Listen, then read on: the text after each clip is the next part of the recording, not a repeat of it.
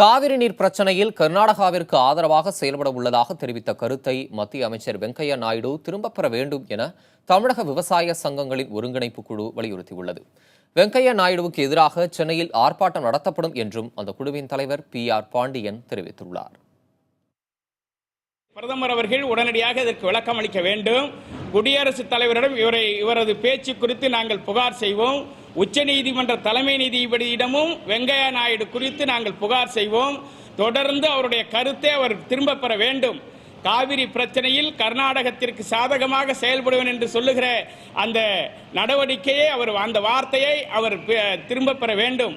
அவர் மறுப்பாரையானால் அவர் சென்னையில் அவர் வீடு முன்பாக விவசாயிகளை ஒன்று திரட்டி சென்னை வாழ் மக்களையும் ஒன்று திரட்டி அவர் வீட்டிற்கு முன்பாக மிகப்பெரிய முற்றுகை போராட்டத்தை நடத்துவோம்.